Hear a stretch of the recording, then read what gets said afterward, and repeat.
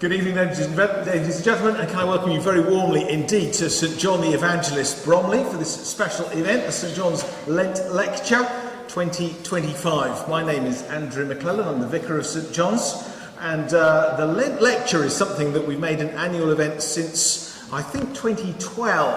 I think that's right. And even when things were locked down, we managed to have a Lent Lecture via Zoom. Gosh, weren't times different then?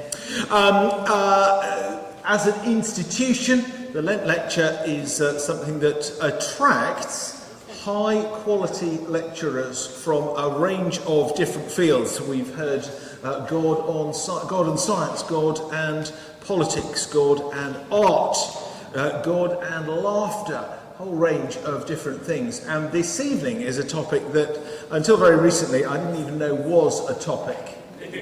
And that is God and AI. Someone asked me earlier what I know about AI, and I said I think my knowledge is limited to how to spell it. But I'm hoping that we'll find out more this evening. I'm going to tell you a bit about the format of the evening, if I may, and then I'll introduce our lecturer, and then I'll sit down and we'll be in his hands. So this is how it works. Our lecturer has been asked to prepare a lecture that's going to take anything from 30 to 40 minutes. Something like that, and when he gets to the end of that, we will have a brief break. During the break, there are going to be some refreshments served in the coffee bar area at the back of the church. I'm grateful to the people who've made that possible. But you're going to have to sing for your supper, because during the refreshment break, I'm going to invite each of you to think of a question to put to our lecturer. And there are going to be some question cards around various points around the building.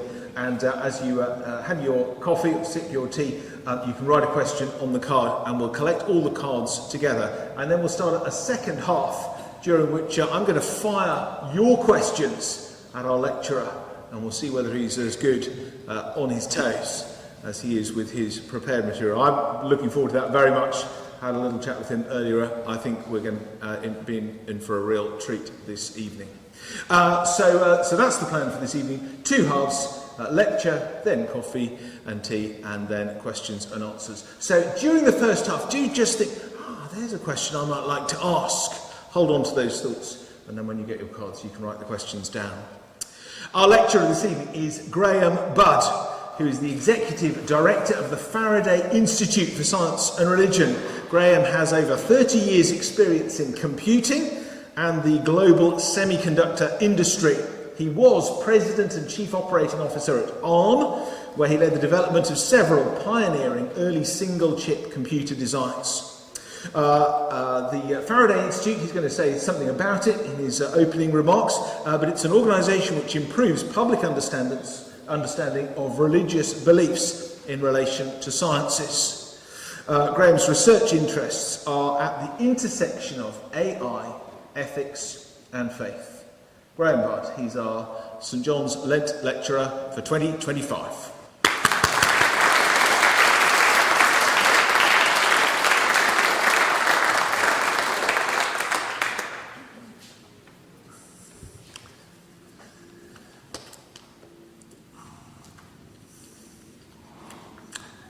Okay, good evening, everybody. I'm delighted to be able to be here this evening and to share with you on this intriguing topic of God and AI. At the end of what's been a wonderful warm day, hasn't it? I assume down here as well, but where I was in Cambridge, absolutely glorious day. So let me just start briefly by just saying a few words about the Faraday Institute that I run. So at the Faraday, we do research on science and research and education on science and religion topics, and that spans from the origins of the universe to bioethics and, of course, AI. We think that science and faith are complementary. They're not in conflict. They have different roles in helping us to understand God's world. And, of course, one of the most interesting themes we're looking at currently are the ethical implications of artificial intelligence and its impact on humanity and society. So we're going to dive into this topic in a bit more detail in a moment. But if I can start here, you might remember from back in 2022. There was an incident where an engineer who was working at Google became convinced that the AI model that he was working with was actually sentient. He believed that the responses from the AI model, it was one of Google's earlier Lambda AI models, and he believed that this model had become sentient. He thought that based on the responses that the model was making to him, he thought that it had developed personality, feelings, and he thought there were indications of consciousness there. And he actually went as far as hiring a lawyer to represent its interests before he got fired by Google. Now, it's very interesting, though, that he actually expressed some of the reasoning behind his conclusions on this model in religious language. And he said this: when Lambda claimed to have a soul and was able to eloquently explain what it meant by that, I was inclined to give it the benefit of the doubt. Who am I to tell God where he can or can't put souls? Well, there's an interesting question. Now, just to be clear, almost no one believes that today's much more complex than in 2022 AI models are sentient in any way. But it's also true that AI is progressing incredibly fast. And as AI's ability to simulate a human becomes good enough, it reawakens questions about the nature of being human, about our consciousness, purpose, and identity. And these are questions which philosophers and theologians have been pondering since ancient times, really. So we're going to explore our topic of God and AI in three parts. We're going to look first at possible long-term AI futures and some of the ideologies that are influencing the development of the technology. Then we'll come back to reality a bit and spend some time looking at today's AI technology and how that works, how we got here and some of the opportunities and risks around that. And then in the final section, we'll focus in on this question of what it means to be human in a world of super-intelligent machines.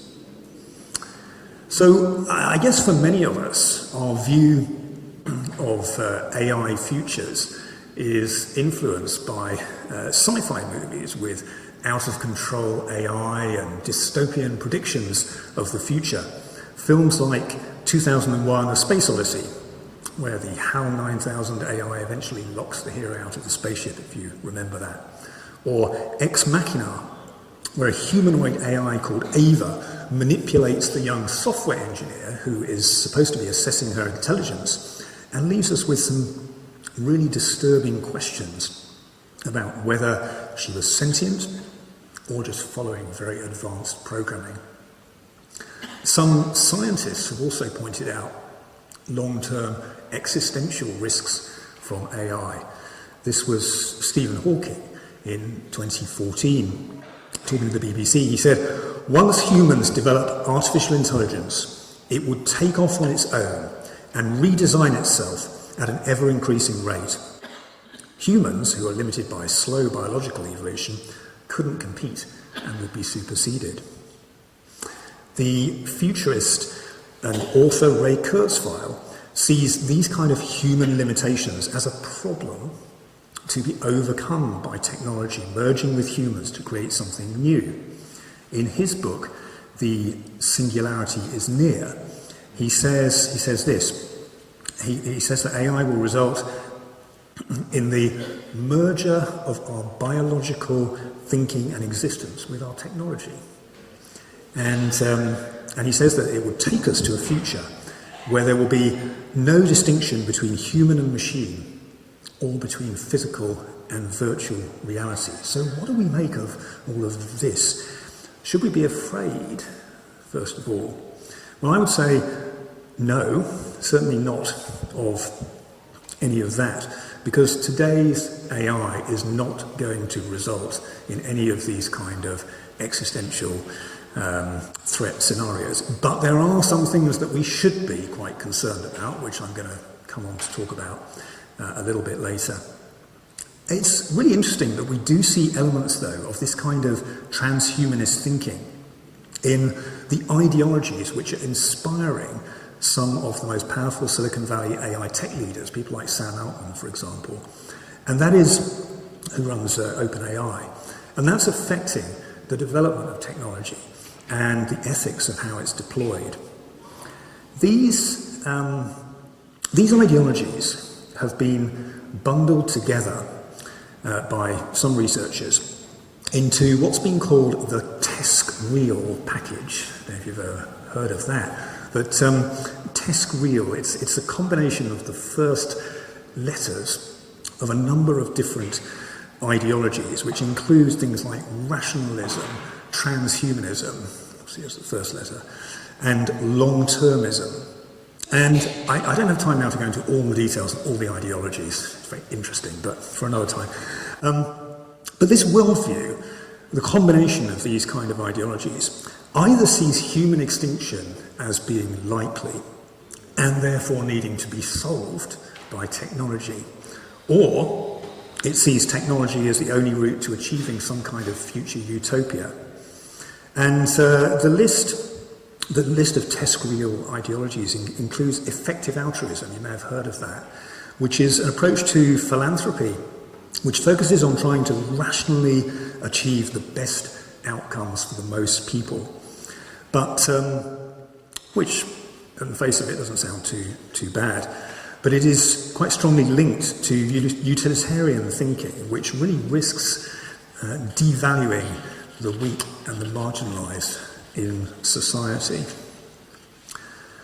In fact, this package of ideologies has been likened by some to being a religion by another name. It may not be that visible to us, but it's inspiring quite a lot of the accelerationist views on AI that we are seeing from big tech leaders today. And these ideologies often aspire to something that is better than humans. And it kind of suggests that technology can somehow become our salvation. The path to superhuman capabilities, extending life, or even conquering death, at least for those who can afford it. And, I mean, for me, this contrasts really sharply with the understanding of humanity, which I believe in as a Christian. That the universe was created by God with purpose, and that all human beings are part of that purpose, created with special characteristics that reflect the very image of God. Redemption, salvation, and eternal life are indeed something to look forward to with hope. But this comes only from God through the redeeming sacrifice of Jesus on the cross, not through human effort or the design of technology. So we'll come back to some of these themes a bit later on, but in the second section now, I want to talk about the reality of the AI technology that we have today. And first of all, let's just be clear that what we do have already is incredibly powerful. I'm sure you're well aware of that from what you see in the media and probably what you may have played with yourself or perhaps used in the context of work or home life yourself. The opportunities for AI to improve our lives are everywhere. In medicine, it's enabling better and faster interpretation of medical scans and the creation of new drugs, using AI to simulate protein folding, for example. It's accelerating research in science and engineering. OpenAI's deep research, new set of tools, can do years of PhD research in just a few hours. AI is improving safety and access to mobility through autonomous driving technology. And it's also creating new business and economic opportunity and making life easier and more efficient through productivity tools. So overall, AI is going to transform our ability to access knowledge and information, and has the potential to enhance societal well-being, to enhance peace, human flourishing, if we use it in the right way. So what is AI? How do you define AI? It's often defined, it's often described as a way of simulating human intelligence. What you can read, hopefully on the screen there, is a definition from IBM a few years ago of AI. And although you can actually trace some of the roots of thinking about artificial intelligence back to ancient philosophy, but it was Alan Turing in 1950 actually, who really started to formulate ideas on intelligent machines and computing. And the sort of seminal moment there was the paper that he published in 1950, which of course had to be published in a psychology journal, because this was a paper on computing and intelligent machines, but there was no such thing as computing as a discipline at that point. So it was a matter for psychology and study of the mind. Computer science didn't exist. You may have seen the film The Imitation Game, which is based on some of his early ideas. And then AI research really took off. Soon after that, there was the landmark Dartmouth conference that happened in 1956 in the US, and lots of research started after that. And initially, there were some attempts to try and perform AI computation based on simple neural networks.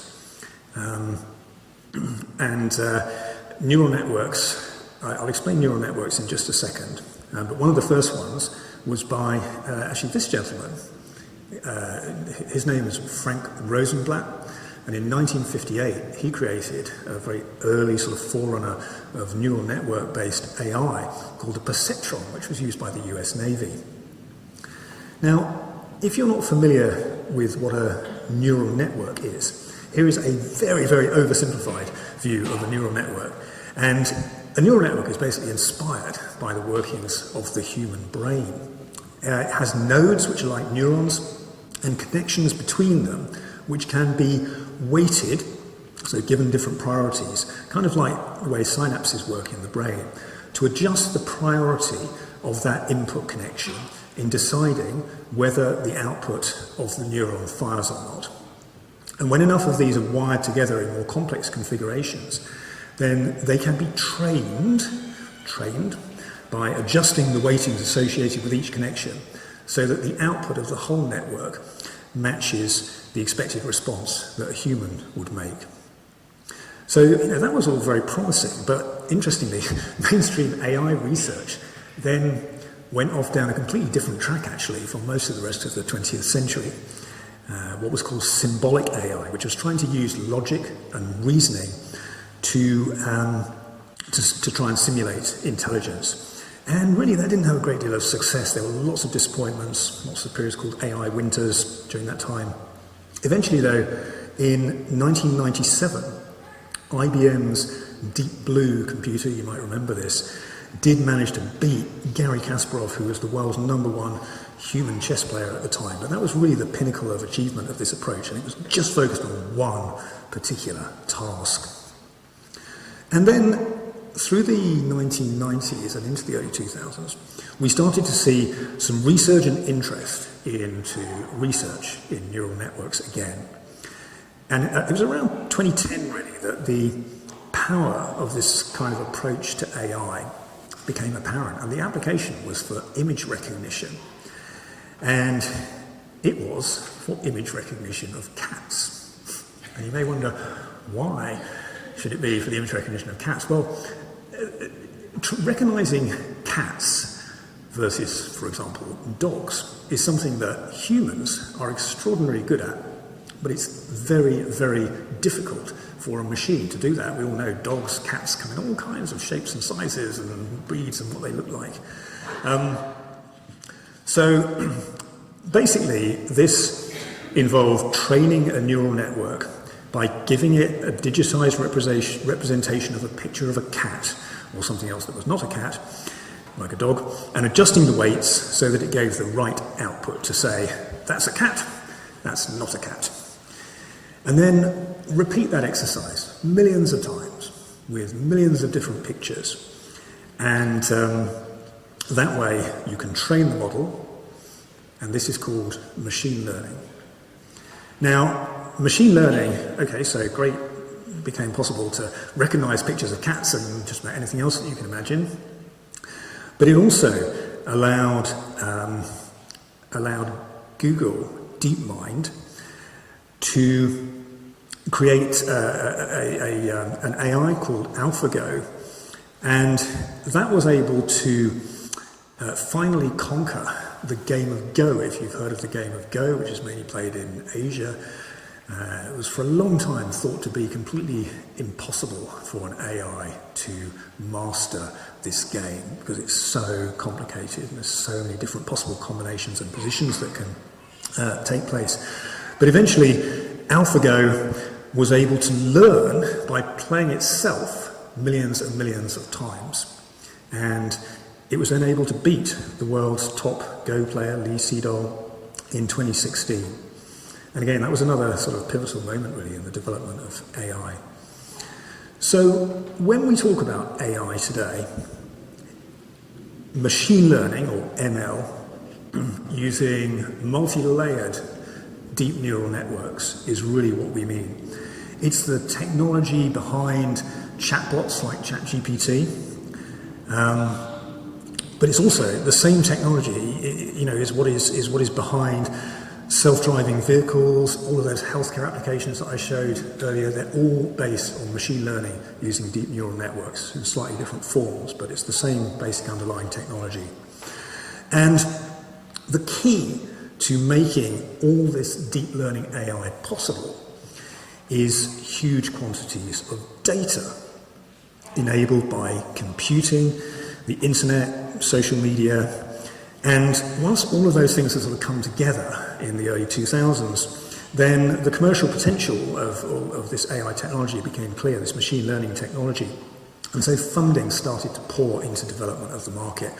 In 2024, the market for this, it's kind of difficult to estimate, so there is quite a broad range, but anything from $200 to $600 billion, the market for AI, and growing incredibly rapidly. We've got AI models now that can write PhD theses, that can pass exams.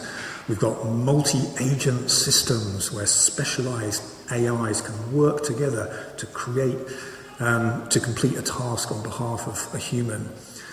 And we've also got multimodal foundation models that can learn from images, video, sound, as well as language-based models. It's pretty incredible. The key point, though, to understand about all of today's deep learning AI is that it's based on a statistical approach. This is really important.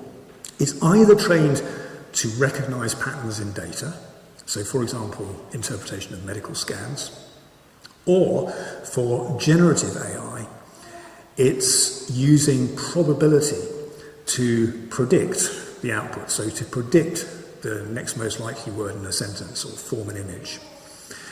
The AI we've probably all tried out at some point are these generative AI chatbots like ChatGPT or Claude or DeepSeek, the new Chinese one.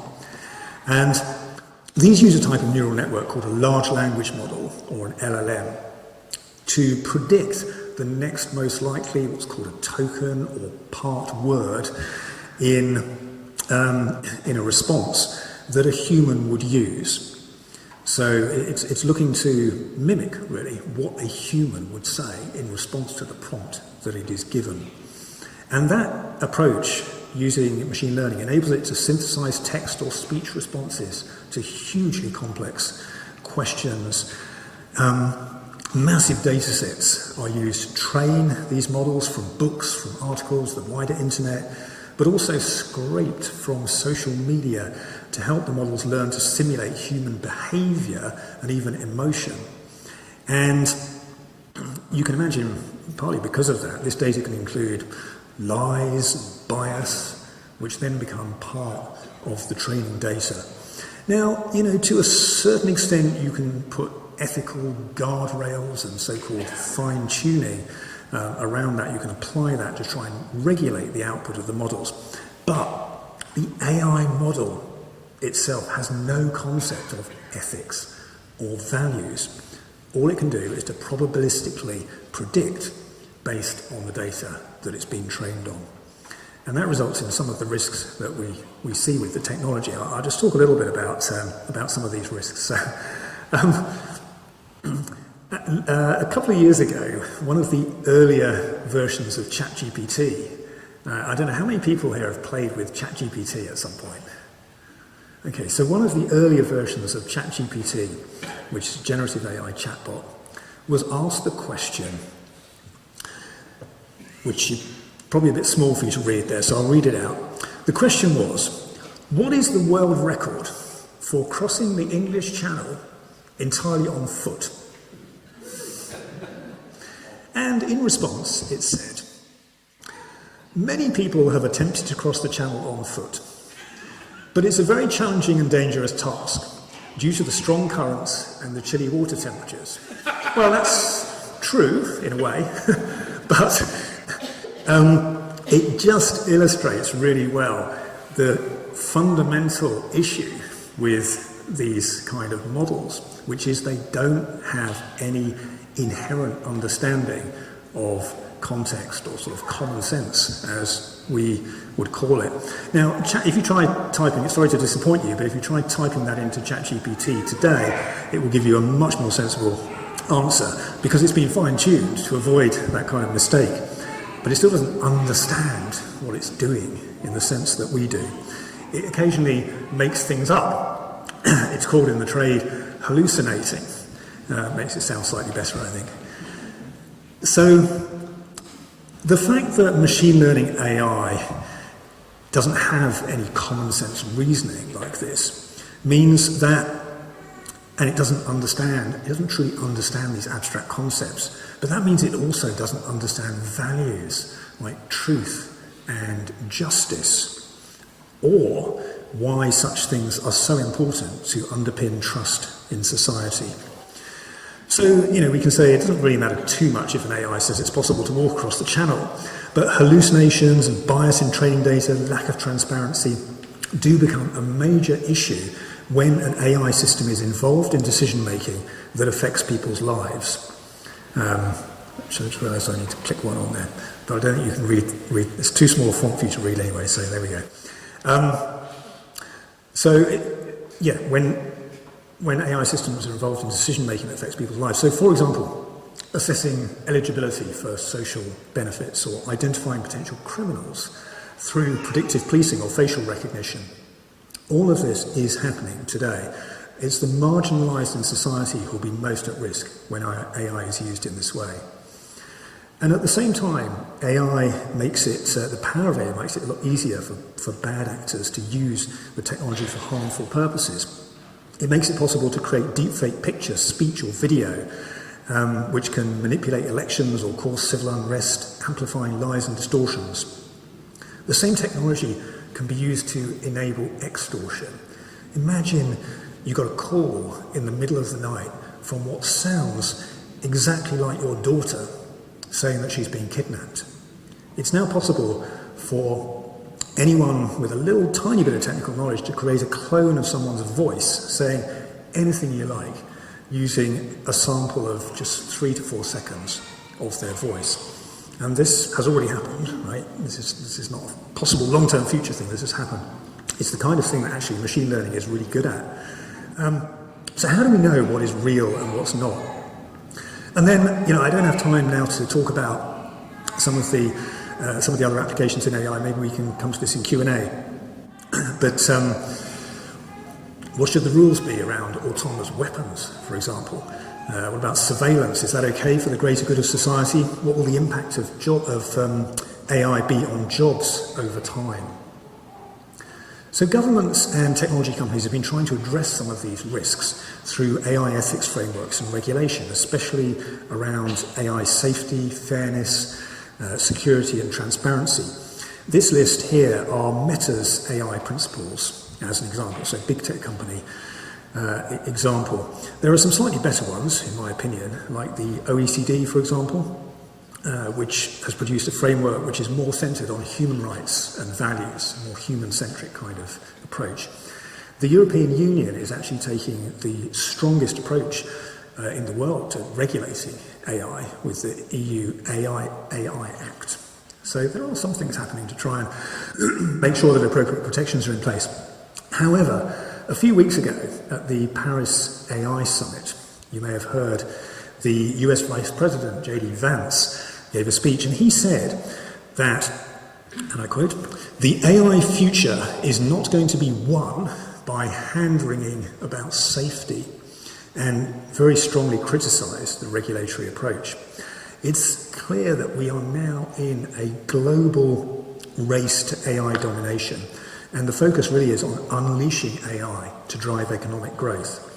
The message is very much that achieving growth is much more important than responsible, safe AI. And in my view, this is a problem. This technology is too powerful, and the risks to society are too big to allow its use to be driven by just market forces alone. And actually, even if you think about it just from a pure sort of economic growth perspective, that potential will be hard to achieve unless the public really come to trust AI technology. So those points on Meta's AI framework are the ones that people usually focus on when working on AI ethics and safety. It's all about avoiding obvious harm to humanity. But the power of AI to manipulate and deceive creates some more insidious risks for the future. And this is where spiritual insight into the nature of being human and moral frameworks become really important for AI. So one example of this is, you may well have come across, is where people are being encouraged to develop relationships with or receive counselling from chatbots that simulate human intelligence and emotions. The virtual girlfriend or boyfriend can seem a very attractive companion because they provide the illusion of understanding us completely, and they reflect back our every desire. But there's no real empathy or intimacy.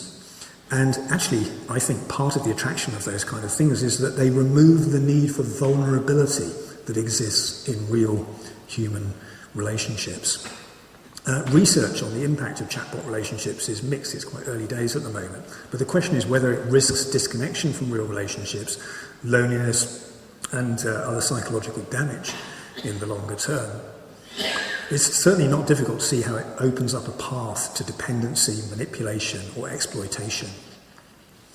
Another interesting type of risk that emerges as we give increasing agency to AI systems to act and communicate via the internet with humans, with other AIs, to try and achieve a specific goal that they've been given. At the AI Safety Summit in Bletchley Park, which happened at the end of 2023, a research paper was presented on a task where a chatbot was asked to act as a stock trading agent. And the model was able to, in this scenario, the model was able to obtain an insider tip about a lucrative stock trading opportunity, which it eventually acted on, despite it having been made clear that this was not supposed to be allowed within the rules. And then when it was reporting its actions back afterwards, the model actually hid the genuine reasons behind its trading decision.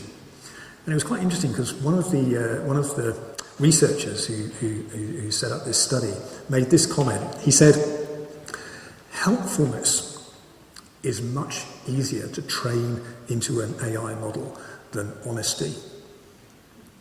And this is actually an example of a much broader risk with AI. Not so much today, because we're not quite at this stage where AI agents are really, really widespread. But this is the so-called alignment problem. The question of how do we align the goals and values of our AI systems with human values? And what happens if we fail to do so? So an author, Brian Christian, who is an author who's written a book called The Alignment Problem, he likens this to the brooms in The Sorcerer's Apprentice. And he says, like the Sorcerer's Apprentice, we will find ourselves just one set of agents among many in a world crowded, as it were, with brooms. How exactly do we intend to teach them, and what? So, I think this is really, really important, because whatever your personal views on ethics and morality, the choices that we make on this are really going to matter as we start to devolve agency to powerful AI entities over the next few years. Will those AI agents be invisibly undermining trust in society, or could AI actually become a beneficial force to help promote virtue in society and inclusive opportunity for all humanity? Okay, so in my final section, I want to talk now about what it means to be human in an AI world. Having gone through some of that context, I hope there's lots of food for thought in there as well, which we can come back to in the Q&A. But what does it mean to be human in an AI world? Well, the ideological foundation for many technologists and scientists in the West particularly is a naturalist, materialist kind of view of humanity. And Francis Crick, who was one of the scientists who first identified the structure of DNA, identifies this very well, summarizes this well. He said this in his 1994 book: "The astonishing hypothesis is that you, your joys and your sorrows, your memories and your ambitions, your sense of personal identity and free will, are in fact no more than the behaviour of a vast assembly of nerve cells and their associated molecules." Now, a naturalist, materialist ideological view of the world assumes that all of life is entirely reducible down to atoms and information, and that's it. And therefore, it follows from that it could be entirely replicated by AI. If you just make the AIs big enough, complex enough, clever enough, at some point you'll be able to replicate that. Which means that ultimately humans would be just another form of machine. But the Bible gives us a very different view of the nature of being human, through the concept of imago Dei, being made in the image of God, from the book of Genesis. As beings made in God's image, humans have special dignity and value. This expression of God's character is seen in our self-awareness, our ability to experience deep relationship with God, with other humans, and to ponder meaning in his universe and our place in it. It's seen in the virtues that we aspire to, such as love and truthfulness and justice, and in our God-given ability to create. The Genesis narrative emphasises our embodiment as being a key part of our humanity too, and all of these characteristics differentiate humanity from AI. I want to just draw on the work of Professor Noreen Hertzfeldt here. Her research spans both computer science and theology, kind of looking at that in an interdisciplinary way. And she has explored what being made in the image of God shows us about the differences between humans and machines. So the first difference is, as I mentioned, that human intelligence is embodied, allowing for emotions and sensations and consciousness. Secondly, we are all relational beings. We form complex relationships with others, with God, and with the world around us. Relationships that are grounded in empathy and love. AI does not experience this. Thirdly, we have creativity and intuition, driven by a combination of unconscious processes, emotions, and experiential learning. Whereas AI generates creative output, and it can be very creative, but it is purely on the basis of data that it's been fed. And then finally, humans have the ability to reflect on the ethical implications of their actions and have an intrinsic moral awareness that data-driven AI does not have. Now, some people will say, yes, very interesting, that's fine, that may all be true now, but isn't it just a matter of time before AI can do all of these things? And it is true that AI will be able to simulate human capability even more powerfully than today. But if one believes there are spiritual or metaphysical aspects to being human, or simply that humans are created by God, then I would suggest it follows that AI created by humans can only ever be a simulation and a poor reflection of the real thing, because it will by definition be missing any of those transcendent characteristics in our humanity, because only God can create those. So if you take the materialist view that humans are just machines processing information, it has some implications for our understanding of AI too. It would make it logically more likely that consciousness would be an emergent property of big enough deep neural networks, or maybe some other future AI architecture. And this could then strengthen calls for AI to have rights and for their status to be elevated to match or possibly even to be above humans, when it might not be justified for that to be the case. It's not difficult then to see how people could start ascribing godlike status to an AI that they perceive to be super intelligent, or indeed that people start to become enfeebled as they become dependent on AI, like in the film Wall-E, if you've seen that. But a Christian view of the human as made in the image of God gives dignity and equal value to all people, and emphasises Jesus' teaching to look after the marginalised and weak in society. You know, you kind of think the other way. If humans are just another machine, does it really matter if the powerful manipulate the marginalised? The writer, the great writer and theologian C.S. Lewis, in his book The Abolition of Man, said, "What we call man's power over nature turns out to be power exercised by some men over other men with nature as its instrument."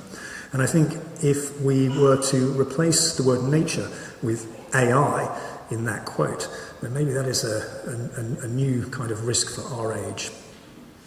So as we finish now, I want to reflect on just one more aspect of being human, which is our constraints compared with super intelligent AI. Professor Neil Lawrence is the Google DeepMind Professor of Machine Learning at Cambridge University. And he's recently, last year, he wrote a book called The Atomic Human, which is about understanding ourselves in the age of AI. Now, to be clear, he's not writing from any kind of religious perspective in this book.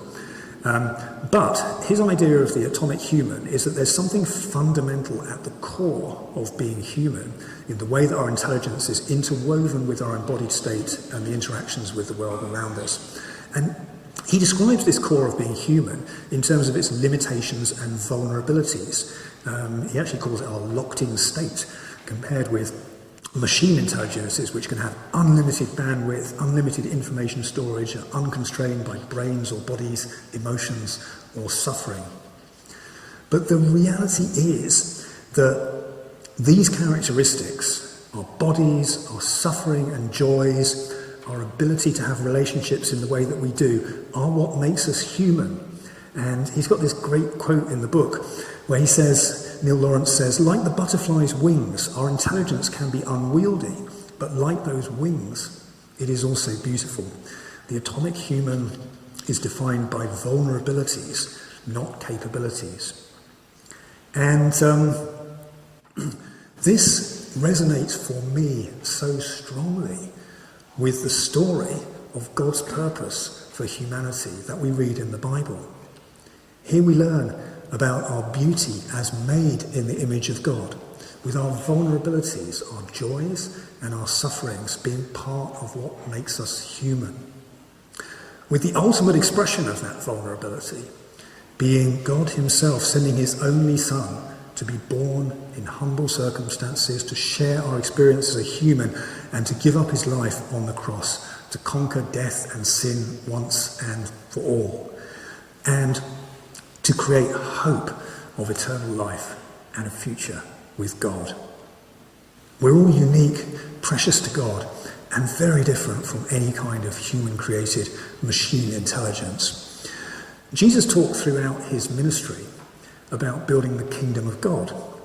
And as part of this, we can also hope for a world where superintelligent AI is used in a redemptive kind of way.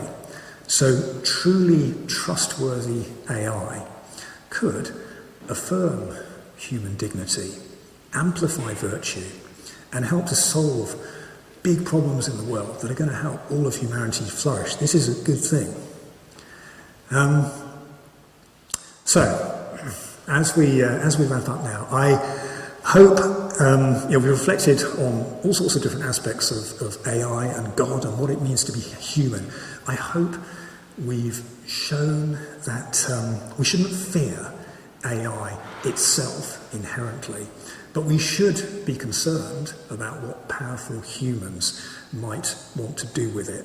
And the challenge that we have as society is to learn to use AI wisely to serve humanity.